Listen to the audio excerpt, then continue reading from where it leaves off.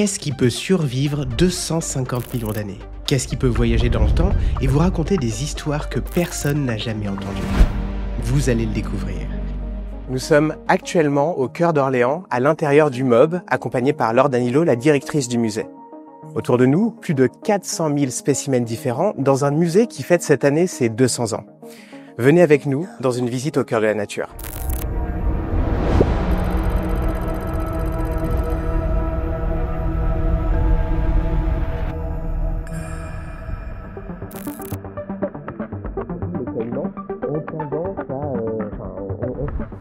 C'est ici. C'est là que je voulais t'emmener. Ah. Autour des graines, c'est une section où on parle de déplacement. On trouvait ça assez intéressant de parler de déplacement avec des plantes, puisque c'est ce qu'on imagine en général être plutôt immobile. Plus On a l'image de l'arbre là qui reste bien figé dans son sol. Mais en fait, les plantes voyagent énormément. Elles voyagent via leur pollen et via leurs graines. Et donc on a ici quelques exemples de manières qu'elles ont de voyager. Avoir des graines qui flottent, ça peut permettre de coloniser une nouvelle île. D'une autre manière, ici, tu vois les petites graines un petit peu touffues, je dirais. C'est ce qu'on appelle la bardane. La bardane, quand on regarde de très très près, à leur extrémité, il y a des petits crochets. Comme du scratch. Exactement. Et donc en fait, la bardane, c'est ce qui a été utilisé pour imaginer le scratch, le velcro, avec donc ces petits crochets qui s'accrochent les uns avec les autres. Et donc ça, ces plantes-là, donc c'est des plantes qui vivent chez nous, par exemple, elles s'accrochent très facilement à nos vêtements, mais aux poils aussi des mammifères, par exemple, qui passent à proximité. Ça leur permet d'être déplacés en fait par ces organismes qui vont bien plus loin. Donc on a d'autres exemples. On va avoir certaines associations, donc comme le gui et la grive draine, qui mangent en fait le gui et qui va déféquer plus loin la graine qui est contenue dans le gui. C'est ce passage-là qui lui permettra de pouvoir ensuite donner une nouvelle plante. Et donc il y a des tas de manières en fait pour une plante de se déplacer en utilisant d'autres organismes vivants, le vent, l'eau, elle-même. C'est une en utilisant richesse. Elle-même. Elle-même, c'est-à-dire comme là la basalmine de l'Himalaya et la plante qui est ici, c'est une plante en fait qui va avoir tendance à éclater en fait certains de ses organes et ça va permettre de propulser la graine plus loin. Un peu comme quelque chose qui serait vraiment sous tension et quand tu le touches, pof, ça éclate. Et ça peut se propager. Mais attendez, si les plantes voyagent, si elles conquièrent le monde graine par graine, qu'est-ce qui les a inspirées? Qu'est-ce qui, bien avant elles, avait déjà compris l'art du déplacement? Et donc juste après cette séquence de déplacement sur les graines, on arrive ici avec toujours des questions de déplacement, mais pas que. C'est-à-dire que on a des oiseaux, des dinosaures ici. On dit souvent les dinosaures ont disparu. Oui, mais non, pas tout à fait, parce que les oiseaux sont les descendants du groupe de dinosaures. Et ce qui est intéressant là-dedans, il y a deux éléments. Notamment, le premier, c'est que ce dinosaure, donc un vélociraptor, tu vois la quantité de plumes qu'il a, ça lui permettait pas de voler. Donc tout ce qu'il a sur le dessus du corps, ce ne sont pas des poils, ce sont vraiment des plumes, qu'on appelle des plumes filiformes, c'est-à-dire comme sur un poussin par exemple. Un poussin, ça a l'air d'avoir des plumes toutes fines, quand tu regardes, ça c'est bien des plumes, ce ne sont pas des poils. Et puis il a des plumes plus développées ici, à l'arrière, au niveau des membres antérieurs et un petit peu sur la tête. Les hypothèses aujourd'hui qui permettent d'expliquer l'apparition des plumes, elles sont doubles, à la fois pour ce qu'on appelle la thermorégulation, donc la régulation de la température intérieure du corps, puisque ces organismes avaient du sang chaud, comme nous, comme les oiseaux, et que quand on a du sang chaud, on essaye il y a forcément des éléments qui permettent de limiter la déperdition énergétique. Et donc, un duvet, qu'il soit de poils ou de plumes, permet de faire une isolation avec l'extérieur. Et l'autre élément, donc là ça concerne plus les plumes plus développées, c'est en lien avec les parades sexuelles. Et on le voit encore aujourd'hui chez les oiseaux, les plumes sont souvent très impliquées dans les parades sexuelles ou en tout cas dans la reproduction au sens plus large. Et du coup là on voit en fait que secondairement, les plumes et donc les ailes ont pu servir au vol, mais initialement elles sont apparues pour d'autres raisons que des modes de locomotion. Comment est-ce qu'on peut savoir du coup que ces dinosaures avaient des plumes? Alors, par un faisceau d'indices, c'est souvent le cas en paléontologie, on a un exemple ici donc avec l'Archéoptérix, qui est un dinosaure emplumé, et on voit en fait donc la partie jaune foncé, c'est la partie du squelette, et les parties plus jaune clair, donc en dehors de la dalle, sont des traces de plumes. En fait, on a découvert un certain nombre de dinosaures qui ont vraiment des caractéristiques de dinosaures et qui ont des plumes. Et on a commencé à en découvrir au 19e siècle, on en a découvert beaucoup depuis, ce qui nous a permis d'attester la présence de plumes chez un certain nombre de groupes de dinosaures, pas chez tous. Par exemple, c'était beaucoup plus chez les dinosaures type carnivores que chez les herbivores. Et on a par ailleurs découvert chez ces animaux, dans leur morphologie osseuse, des indicateurs d'une régulation de leur sang, donc du fait qu'ils avaient du sang chaud. Et ensuite, on n'a pas chez toutes les espèces précisément cette trace-là. On ne sait pas exactement chez telle et telle espèce quelles étaient la quantité de plumes, éventuellement sa coloration, etc. Puisque la coloration, on est capable de la définir. On est capable de... Ouais, ça c'est assez fascinant. En fait, il y a dans la structure en fait des plumes, il y a certains marqueurs en termes de forme qui permettent de remonter à une colorimétrie. Donc ça, c'est assez fascinant. Par contre, le cas qu'on présente ici d'un vélociraptor. Donc vélociraptor, c'est le dinosaure un peu star de Jurassic Park. Oui. Et c'est pour ça qu'on trouvait ça intéressant de l'avoir. Première petite parenthèse, première petite constatation, il ne fait pas cette taille-là, oui, mais plutôt celle-ci. Donc ça, c'est vraiment basé sur les restes ostéologiques donc d'ossements qu'on a retrouvés de vélociraptor. Et la deuxième chose, c'est qu'il a des plumes, contrairement à ceux de Jurassic Park. Donc c'est intéressant de voir comment aussi ce qu'on montre dans les musées peuvent aussi raconter ce genre d'histoire au-delà de leur propre histoire d'objet ou de spécimen. Vous venez de découvrir que les dinosaures n'ont jamais vraiment disparu. Ils chantent encore dans vos jardins. Ils volent au-dessus de vos têtes. Mais cette révélation soulève une question encore plus vertigineuse. Si nous nous trompons sur nos dinosaures, sur quoi d'autre nous trompons-nous ? Après avoir tracé de beaux écosystèmes, on a ici toute une vitrine où on vient explorer différentes manières de concevoir l'espèce. Une espèce, en fait, c'est une catégorie qui a été inventée par l'homme, finalement, pour classer et essayer de décortiquer un vivant qui est quand même très complexe. Donc c'est très pratique d'avoir des cases, en fait, pour ranger les choses. Mais il faut avoir conscience des limites aussi qui peuvent être posées par ces questions d'espèces. Et le fait que une espèce n'est pas toujours visible de la même manière. Je m'explique. Si je te prends l'exemple ici des coccinelles, les coccinelles de la rangée du bas font partie de la même espèce. Quand tu les regardes comme ça, tu te dis waouh, quelle diversité entre celle qui est tout à droite, qui est noire avec des points rouges, et celle qui est tout à gauche, qui est rouge avec des points noirs. C'est quand même une énorme diversité. Si tu compares avec les deux petites coccinelles du dessus, on peut se dire oh, dis donc, elles sont très proches. Et en fait, ce sont deux espèces de coccinelles différentes, deux espèces indigènes qui vivent dans nos régions. Donc c'est pas parce que des fois on a l'impression que ça varie beaucoup que c'est deux espèces différentes. C'est pas parce que ça se ressemble à première vue que c'est la même espèce. Il faut aller un tout petit peu plus loin. Et pour ça, on a un petit jeu ici avec ces rapaces. L'idée de ce jeu, c'est de dire il y a 4 individus qui font partie d'une espèce et il y a un individu qui fait partie d'une autre espèce. Donc comme on est un peu filou, on a exprès choisi une espèce qui varie pas mal. Et donc je te propose de participer à ce jeu et d'essayer d'identifier quel pourrait être l'intrus, en fait.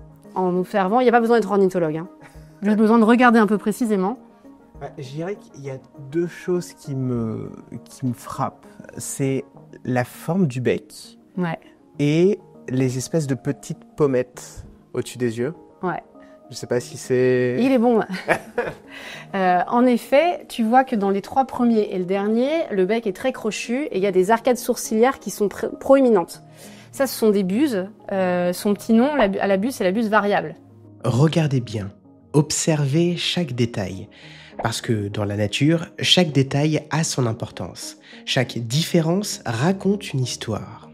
Donc on a fait exprès de choisir des buses notamment qui étaient un peu claires pour induire nos visiteurs en erreur avec la bondrée apivore qui, elle, donc n'a pas un bec aussi crochu ni ses arcades sourcilières très proéminentes. Et son régime alimentaire qui est assez différent de celui des buses. Mais du coup, qui a un corps qui est assez clair. Mais donc, c'est bien trouvé, effectivement, l'intrus, c'est la bondrée apivore ici. Je te propose qu'on monte à l'étage suivant pour découvrir les paysages. Nous venons de jouer avec les apparences, de découvrir que la nature aime nous tromper. Mais il existe quelque chose de plus troublant encore. Quelque chose qui défie notre compréhension du temps lui-même. Imaginez pouvoir toucher un instant. Un seul instant, vieux de 250 millions d'années. Cela existe, et c'est juste là, devant vous. Pour commencer cet étage, je voulais m'arrêter avec toi autour de cet objet, parce que je le trouve assez émouvant, en fait, pour tout te dire. C'est une dalle fossile qui a environ 250 millions d'années. Donc c'est très très très vieux.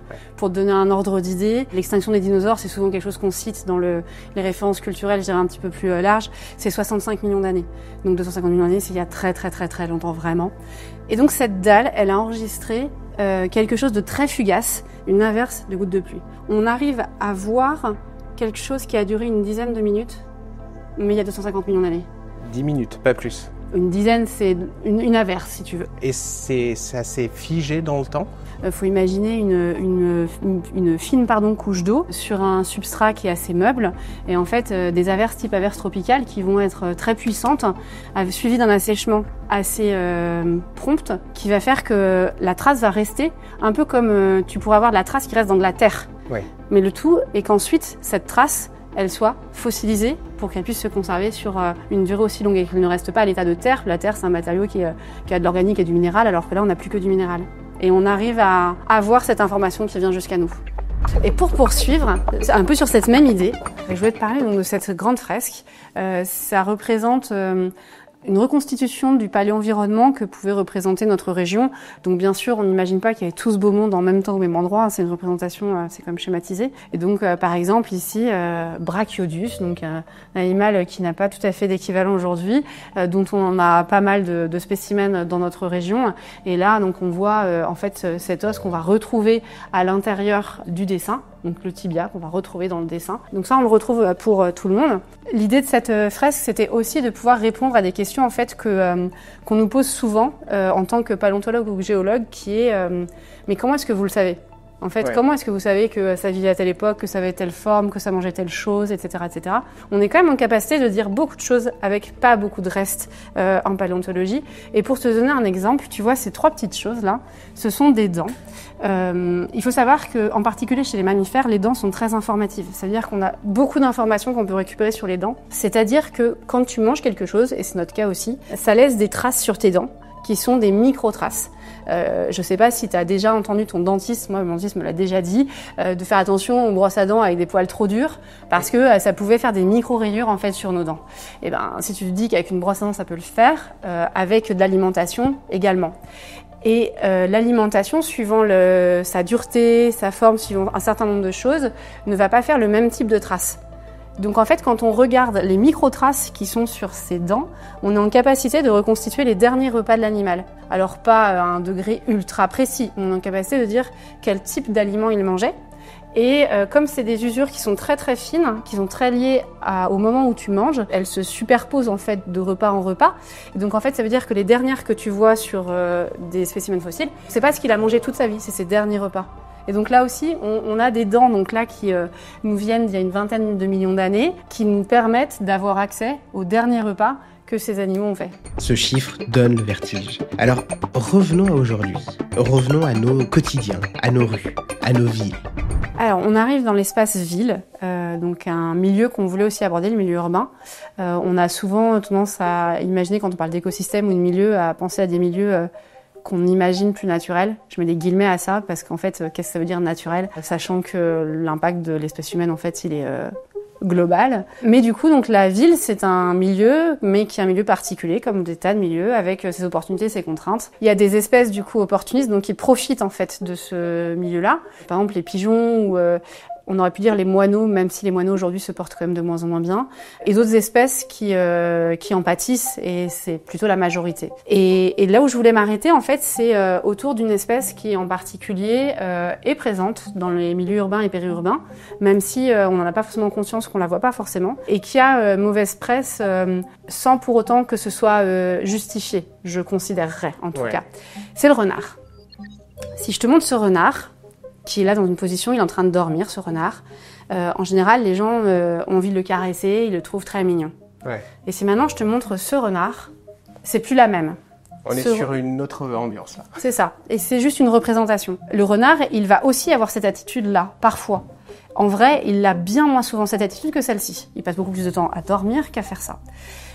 Sauf que, à une époque, ça véhiculait en fait la représentation qu'on avait en fait de leur comportement et de ces espèces-là, en tant que prédateurs en plus en général concurrents de nous. Mais c'est sûr que c'est exactement le même sujet qu'avec des questions de loups. En fait, il faut trouver comment est-ce qu'on arrive à cohabiter. Et donc pour nous, l'idée de présenter ces deux spécimens, c'était justement de pouvoir interpeller en se disant, en fait, ça, c'est peut-être ce qu'on a dans la tête. Aujourd'hui, nous, on se refuse de présenter des spécimens de ce type pour ne plus véhiculer ces images-là, sauf justement ici, dans une forme de confrontation, avec un spécimen qu'on a demandé à naturaliser dans cette posture-là. Et moi, j'ai rajouté à la commande, à la taxidermiste, je voudrais qu'il soit tout mignon. Donc l'idée, c'est que la manière dont on représente aussi les animaux, ça change notre perception et donc l'image qu'on se fait d'eux, en fait, tout simplement. Ouais, bien sûr. En fait, ça construit une image négative globale, ce qui fait que ça donne... C'est difficile de donner envie, en fait, de cohabiter sereinement avec des espèces dont on a des imaginaires qui sont que négatifs.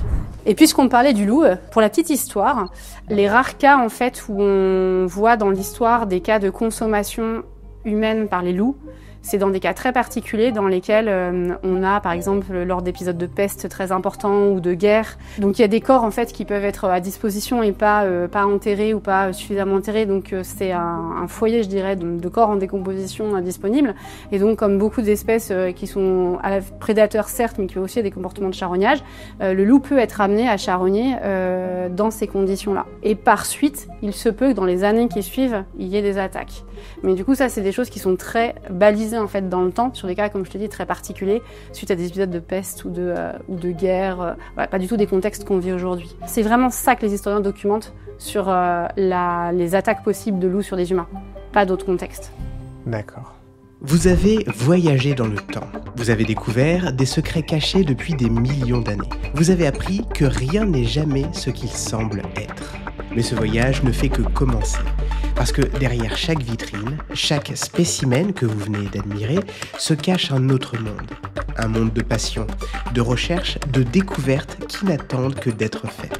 Donc là, nous sommes au niveau du laboratoire du musée et nous retrouvons Vanessa pour découvrir un petit peu ce qui se passe dans les coulisses du musée. Bonjour Vanessa. Bonjour. Alors, qu'est-ce que vous faites là actuellement ? Donc là, je suis en train de fixer des plantes séchées sur une planche. Ce qui permettra en fait de mieux les manipuler, de mieux les étudier. Donc en fait, là on voit les deux plantes qui sont sur une feuille blanche avec une étiquette de récolte qui date de 1845. Auparavant, elles étaient complètement mélangées dans une pochette très poussiéreuse et un peu inexploitable. Donc là, l'idée c'est de les monter sur une planche plus propre et pour pouvoir mieux les valoriser et les étudier. D'accord, donc là l'idée c'est de pouvoir les valoriser et de les réétudier. Là il y a encore des recherches qui sont faites sur ces plantes ? Alors pas sur celle-ci forcément, peut-être sur d'autres. En tout cas au moins elles sont à disposition de tout scientifique ou chercheur qui a envie de les étudier. Ensuite cet herbier-là est en cours d'inventaire, donc comme ça on saura précisément quelles espèces figurent dans l'herbier et on pourra répondre aux demandes des chercheurs éventuels. D'accord. Donc en fait, si je comprends bien, ce genre de musée travaille aussi en collaboration avec d'autres laboratoires et le but c'est de servir en quelque sorte de base de données du vivant, donc avec tout un tas de spécimens sur lesquels on peut faire différentes études. C'est ça. En fait, on est une sorte de bibliothèque du patrimoine naturel. Plutôt que des livres, en fait, nous on va avoir des spécimens d'herbiers ou de fossiles pour mon collègue, etc. pour pouvoir les mettre à disposition. D'accord. On peut jeter un petit coup d'œil du coup à ces réserves ? Ouais. Elle manipule délicatement des plantes vieilles de plus d'un siècle. Vous avez de la chance, c'est juste à côté du laboratoire. Elle les restaure, les révèle. Ok, ouais. Donc il y en a vraiment énormément. Chaque spécimen sauvé de l'oubli est une victoire contre le temps. Parce qu'ici, dans ce laboratoire, on ne collectionne pas seulement des objets, on collectionne des histoires. On préserve la mémoire du vivant. Là, tout ce qui se trouve dans ces caisses, c'est les archives qu'on a depuis pas mal d'années qui sont en cours de restauration. On n'a pas forcément la possibilité de toutes les restaurer. En tout cas, ce sont des archives qu'on a depuis 200 ans. On se rend pas trop compte à la caméra, mais il y a une atmosphère un peu particulière. Pour conserver du coup tous ces éléments, est-ce qu'il faut maintenir la pièce dans des conditions spécifiques ? Oui, parce que si on ne maintient pas la température, par exemple, autour de 20 degrés, avec une humidité autour de 50-55 degrés. Si on a trop de variations, ça peut faciliter en fait le développement de moisissures ou l'installation d'insectes ravageurs qui vont détruire les collections. Donc on va avoir besoin de maintenir des conditions thermiques et hygrométriques stables. D'accord. Il y a déjà eu des parasites qui se sont glissés dans les collections, dans l'histoire? Alors on a des traces en fait dans certaines collections des traces d'infectation par des insectes. Et on a aussi effectivement des herbiers qui ont subi des dégâts des eaux et donc qui se sont concrétisés par le développement de moisissures. C'est déjà arrivé. Donc là après il faut prendre les choses en main et traiter et donc restaurer. C'est ce que vous avez vu juste avant. Voilà. Donc il y a différentes salles qui stockent différentes espèces. Est-ce que vous avez une salle qui stocke les insectes? Oui. Est-ce qu'on peut y jeter un coup d'œil? Vous pensiez connaître les insectes. Vous pensiez qu'un scarabée était juste un scarabée. Eh bien, vous allez découvrir des créatures qui semblent sorties d'un autre monde. Des titans en miniature qui remettent en question nos notions mêmes de ce qui est possible sur Terre. Bonjour Michel. Bonjour. Donc ici, qu'est-ce que vous faites? Alors moi, je suis responsable de l'ensemble des collections du muséum. Mais comme j'ai la casquette d'entomologiste, eh bien, je voulais vous montrer les collections d'insectes. Eh bien, allons-y. Donc ici, tous ces rayons, c'est des insectes qui sont entreposés dans des petites boîtes. Est-ce qu'on peut en voir une? Là, c'est une boîte de cétoines, des petits scarabées qui sont très colorés. La cétoine dorée, tout le monde la connaît, mais il y a plusieurs espèces. Ça, ce sont des bêtes françaises. Assez spectaculaire parce que c'est des bêtes un peu grosses. Mais maintenant, si vous voulez voir quelques bêtes exotiques, je peux vous montrer aussi. Les goliaths africains, qui sont des cétoines majuscules. Ok, effectivement. Ça peut atteindre 10 cm de plus grande longueur. Ça peut peser 150 grammes et c'est pratiquement les coléoptères les plus lourds. Donc les coléoptères, c'est les insectes du groupe des scarabées, coccinelles, hannetons, etc. C'est quand même assez impressionnant de voir des insectes qui font justement à peu près la taille d'un petit téléphone. Voilà. Là, c'est la comparaison, elle est marrante, on ne me l'avait encore pas faite. Je vais vous montrer le plus gros, tiens. Par là, je crois. Celui-là, c'est le titan géant de Guyane. C'est le plus gros coléoptère connu. Il atteint 17 cm. Et très facile à capturer en chasse de nuit. Le mâle uniquement, heureusement pour l'espèce. Parce qu'il vient très facilement si vous mettez un drap, une lumière en forêt guyanaise, par exemple. Bon, il fait un peu l'objet de commerce. Ouais. Et puis le collectionneur qui a le plus grand, ça fait penser à des concours stupides, mais ça se vend un peu au centimètre, si vous voyez ce que je veux dire. Donc il y a un quota maintenant. Une personne peut en ramener un ou deux, je crois que c'est 2 le maximum. Avant c'était illimité, donc vous pensez bien que malheureusement les insectes c'est comme aussi les minéraux ou la paléontologie, il y a un peu de spéculation, il y a des espèces rares qui se monnaient très cher. C'est dommage, en plus pas forcément sur le plan scientifique, c'est pas forcément d'un grand intérêt. C'est absolument effrayant. Mais non. Après l'obscurité des réserves, après l'intimité des collections cachées, voici la lumière. Voici un espace différent. Un espace où l'erreur devient sagesse, où la question devient plus importante que la réponse. Parce que c'est ça, le véritable secret de la science. Accepter de se tromper pour mieux comprendre. Accepter l'incertitude pour toucher la vérité. On est accueillis par une citation des Shadocks, référence qui parlera à certains. En tout cas, l'idée de cette phrase, c'est de pouvoir parler du droit à l'erreur et du droit de se tromper. Et en fait, si on n'avait pas accepté de se tromper, mais en fait, on n'aurait aucune connaissance parce que la démarche scientifique, elle repose sur de l'essai-erreur. Et donc, si tu veux, je t'emmène pour découvrir quelques espaces du 4 tiers. Les post-it, c'est quelque chose qui est assez stimulant pour nos visiteurs, qui nous laissent des petits messages. Même si c'est pas en direct, ça leur permet d'échanger en fait avec nous et de pouvoir poser des questions ou même juste donner leur avis sur des choses qu'ils ont pu voir. Ça crée un lien entre du coup les scientifiques qui travaillent ici et les visiteurs qui se posent aussi d'autres questions. Ouais, mais je vais te donner un exemple. Quand on a fait une présente exposition temporaire sur le CO2 et les climats, en fait, on avait mis un mur de ce type à la fin du parcours et l'idée c'était qu'on envoyait les post-it à des chercheurs avec qui on avait travaillé pour le montage de l'exposition. Et donc en fait, voilà, on faisait un peu l'aller-retour entre ces scientifiques et le public. Et du coup, on voyait à la fois des questions de science, mais aussi des questions l'éco-anxiété, il n'y a pas de planète B, comment on fait pour demain, est-ce que vraiment ça va si mal? Et donc je trouve que c'est intéressant aussi de permettre cette expression en fait qui finalement dans des lieux physiques et des institutions comme celle-ci n'a pas souvent sa place.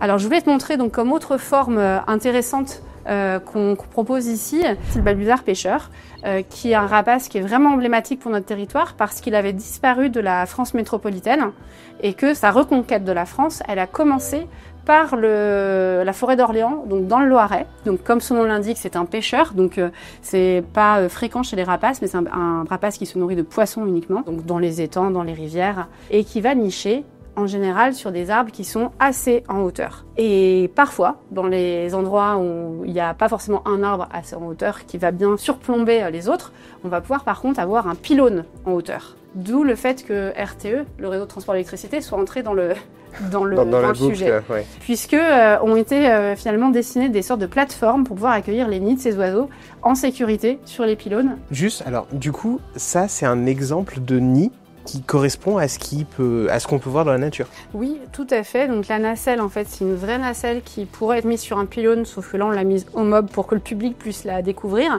Donc c'est une vraie nacelle avec la vraie taille. Et du coup, d'une année sur l'autre, les balbuzards, en fait, ils reviennent dans l'endroit où ils sont nés. Parce que ce que je ne t'ai pas dit, c'est que les balbuzards sont des oiseaux migrateurs. Donc ils sont présents une partie de l'année chez nous. Et le reste du temps, en fait, ils migrent vers le sud et ils reviennent dans l'endroit où ils sont nés.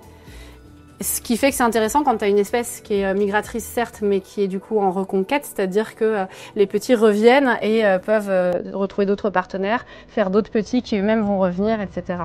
Nous arrivons au terme de ce voyage dans le temps. Mais quelque chose a changé en vous, n'est-ce pas ?